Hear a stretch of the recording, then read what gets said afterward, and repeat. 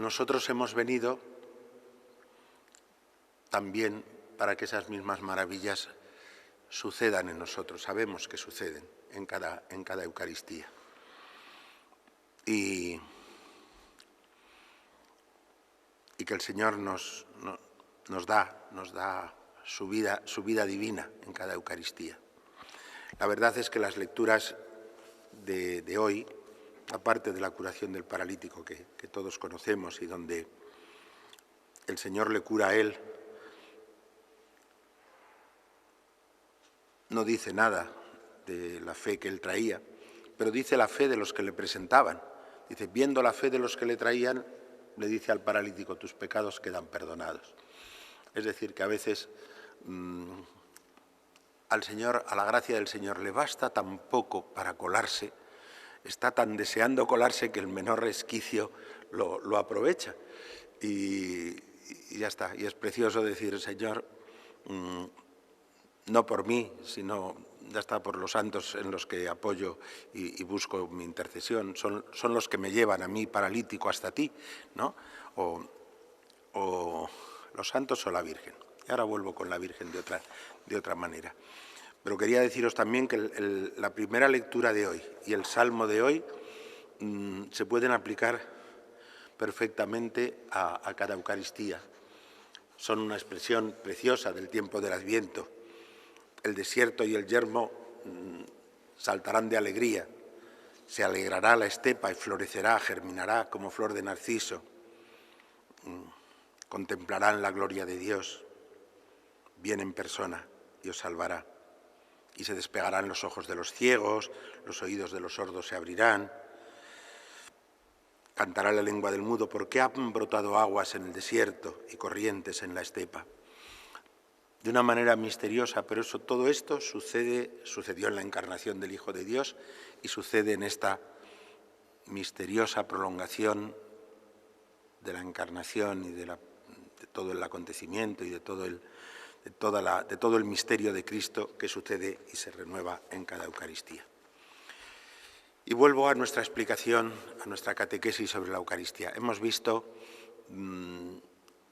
la liturgia del perdón y recordar siempre en la clave de una conversación, de una aproximación entre el esposo y la esposa, ¿no? Y hemos visto la petición de perdón como el esposo en la liturgia de la palabra le dice su amor a la esposa y como la esposa responde en el credo y en la ofrenda del pan y del vino, donde va su propia vida y va ella misma como ofrenda. Pero si os fijáis en todas estas partes que hemos visto hasta ahora, el esposo está en su sitio y la esposa en su sitio. Son claramente como dos sujetos diferentes que se hablan, que se miran, que se expresan mutuamente su amor. Dios a la humanidad, a la Iglesia, en la palabra de Dios, ella en la respuesta del credo y de la ofrenda, pero están claramente separados.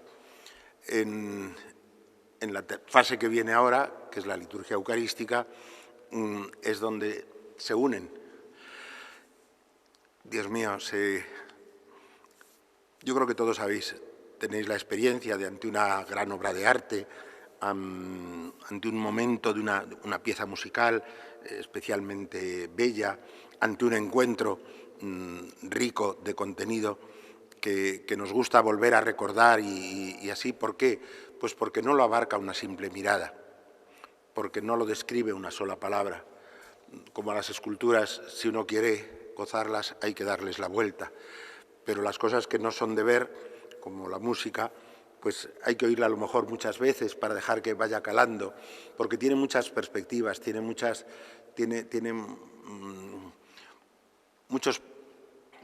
demasiada riqueza para que una palabra que siempre es lineal pueda describirla. Pues en la liturgia eucarística pasa así, es decir, en la fase propiamente ya eucarística, que empieza después al final del ofertorio, después de la oración sobre las ofrendas separadas, la secreta, la oración sobre las ofrendas, pues empieza el Señor a enrollarse con nosotros. Y dejadme, San Juan Pablo II, hablando de cómo, de la historia de la salvación, dice que Dios en esa historia se ha implicado con nuestra humanidad de la manera más estrecha hasta el momento de la encarnación, donde ha compartido nuestra humanidad, ¿no? Ya de ese compartir la humanidad, de ese ser consorte, Dios de nuestra humanidad, y el deseo de ser nosotros consorte de su divinidad se ha expresado en el ofertorio, cuando se mezclan el agua y el vino. Pero ahora empieza a no ser posible distinguir. Y lo primero que el sacerdote dice, representando a Cristo en ese momento, e inmediatamente después volviendo a representar a la Iglesia, es el Señor esté con vosotros. Yo os explicaba dos cosas del Señor esté con vosotros el otro día, de que no es necesariamente la expresión de un deseo, porque en latín no hay verbo. Entonces se puede ser el Señor esté con vosotros o el Señor está con vosotros. Si os fijáis, la frase es la misma que el ángel le dice a la Virgen. En el texto latino de la misa se dice Dominus vobiscum, pero en el texto latino de la Ave María el ángel le dice a la Virgen Dominus tecum. Es exactamente la misma frase, solo que a la Virgen le dice de tú y en la misa se dice en plural, Dominus vobiscum, el Señor está con vosotros. O va a estar con vosotros, o viene a vosotros. Poned el verbo que queráis porque no hay verbo. Es o deseo que esté con vosotros. Y si lo dice el sacerdote en el nombre del Señor, pues es el deseo mismo de Dios de estar con vosotros, de acompañaros como acompañó a la Virgen. Y muy poquito después de ese Dominus vobiscum va a venir la representación de la encarnación, ¿no? Repito que el sacerdote hace aquí una pirueta tantas veces, ¿no? de ponerse inmediatamente como respondiendo en nombre del pueblo. Levantemos el corazón. Y yo no puedo pensar en esa frase sin pensar en el niño que alza los brazos como buscando el abrazo de su madre, ¿no? Eso es levantemos el corazón. Desear el abrazo del Señor. Y pongo la imagen del niño y la madre porque nosotros somos muy pequeños y desear el abrazo de Dios parece una cosa absolutamente inaccesible, ¿no? Y sin embargo, tan cierta que demos gracias al Señor nuestro Dios. Con las manos levantadas, con el corazón levantado, damos gracias al Señor nuestro Dios, porque sabemos que aunque no merecemos ese abrazo viene. Y el sacerdote comienza el prefacio de la gran oración eucarística. En verdad es justo y necesario, es nuestro deber y salvación, darte gracias siempre. ¿Por qué? Por Jesucristo. Y cada prefacio detalla un poquito algún aspecto de la obra de Jesucristo, según la fiesta que sea, según la memoria que estemos celebrando, la conmemoración que tenga lugar ese día, pero siempre el motivo de la acción de gracias es Jesucristo. Es justo darte gracias siempre y en todo lugar por Jesucristo. A mí siempre me ha impresionado de ese prefacio, que también lo decimos, aunque hubiera aquí el féretro de un niño que acaba de morir. Me parece que es como lo más difícil o lo más... Y sin embargo es justo darte gracias. Porque a ese levantar los brazos pidiendo el abrazo de Dios, responde el Señor. Y al final del prefacio se nos dice que con los ángeles, con los santos, vamos a cantar lo que se canta en la presencia de Dios. Los querubines, que son los ángeles que están, que eso es lo que significa querubín, los ángeles que están en la presencia del trono de Dios. En el Antiguo Testamento se dice que adoran diciendo santo, santo, santo. Se nos invita a cantar el canto de los querubines. Es decir, veis cómo el cielo y la tierra, lo decía también el Salmo de hoy, la misericordia y la fidelidad se encuentran, la justicia y la paz se besan. La fidelidad brota de la tierra y la justicia mira desde el cielo. Es decir, todo ese es el movimiento de la historia de la salvación que culmina en la Navidad, que culmina en la Encarnación, ¿no? El Señor nos dará la lluvia y nuestra tierra dará su fruto. Nuestra tierra somos nosotros, daremos su fruto. si la gracia del Señor llueve sobre nosotros.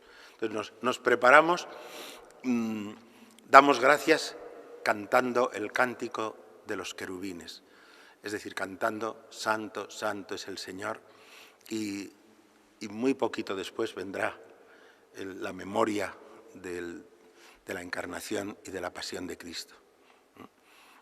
Nos preparamos a esa venida, como nos preparamos en el Adviento a la Navidad, con el corazón ardiente, deseando, Señor, que vengas, deseando que nos abraces, deseando que seas uno con nosotros, que nuestra vida que decae, que se seca como un desierto, que tú la levantes, que tú nos hagas vivir en la acción de gracias, porque vivimos en tu presencia, porque vivimos en ti y porque tú vives en nosotros. Nos quedamos ahí y cuanto más nos acercamos al momento, diríamos, de unión, más pobre siente uno que se quedan las palabras, más incapaz se siente uno de expresar el misterio. Comentar una poesía es siempre un mal procedimiento. Lo que hay que hacer en una poesía es disfrutarla.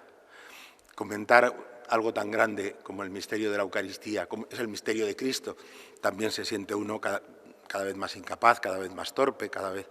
Lo que se trata es de intuirlo y sumergirse en él, o dejar que ese misterio nos envuelva, que llene nuestra vida, que eche raíz en nuestra vida, para que toda nuestra vida sea una acción de gracias al Dios que ha querido hacerse uno con nosotros. Que así sea para todos los que estamos aquí. Yo pensaba que íbamos a ser 4 y somos los de siempre, incluso alguno más, pues porque el Señor es muy bueno. Y a los que nos seguís a través de la televisión, pues también. Que el Señor nos conceda a todos que nuestra vida sea toda entera una acción de gracias, una Eucaristía.